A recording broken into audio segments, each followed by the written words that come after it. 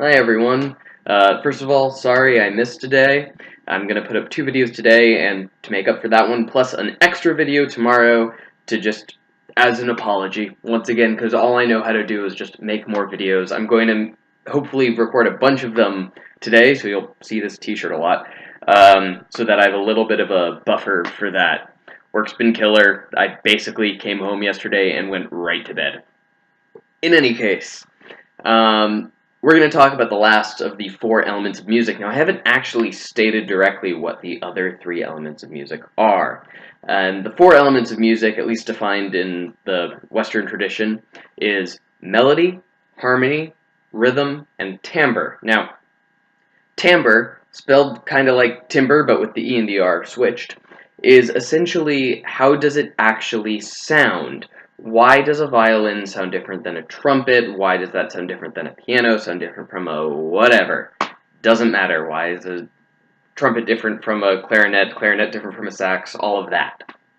Now, the element that is timbre is, in my opinion, one of the least explored elements of music, at least within the Western tradition, especially classical and jazz.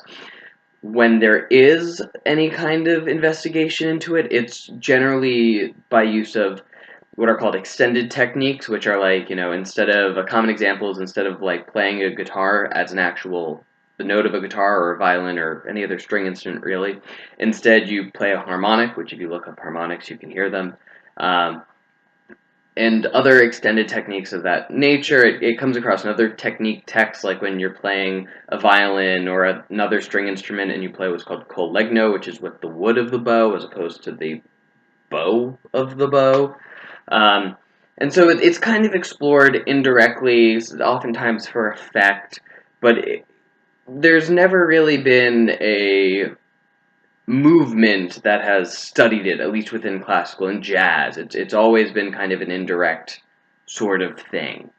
At least as far as I know. Maybe I'm wrong. Argue with me in the comments. Make comments. No one makes comments. I'm so lonely. Anyway, now this has changed slightly, especially with electric guitars and with keyboards and synthesizers and just in recorded music in general, because so much of recorded music is how do I make this sonically interesting? How do I make this stand out in a way? So, you have all these different effects that you can put on voices, on instruments, etc. And, when people talk about guitar tone and things like that, and by the way, if you have never looked up the debates that people have about guitar tones, don't. It gets really petty and scary.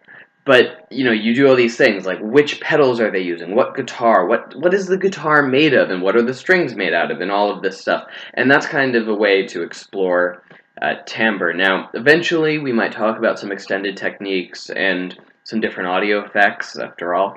I am an audio engineer by trade. That is the work that has been killing me.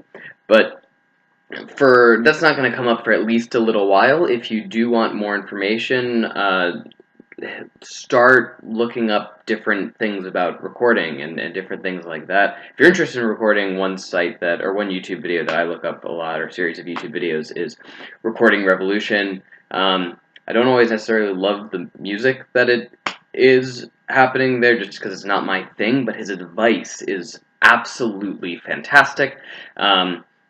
It's a lot of Christian rock, like light Christian rock, that is very good for what it is, and it's sonically very good, and he does a good job explaining things. So, especially his 5 Minutes to a Better Mix series. Now, that's really mostly it. Eventually, like I said, we might talk about some engineering things. We might talk about synthesizers. I like them. And, yeah, and if you want more of a scientific perspective rather than an artistic one, because that does exist, study acoustics, because acoustics is all about the study of sound, and that includes so much of just the sonic elements of it. Talking about overtones and harmonics and how space affects sound and all of these other things that can be really interesting.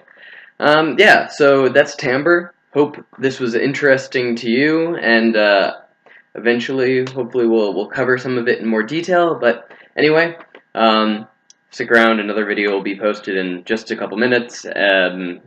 about something else. Have a good day. Come back for more videos. See you later.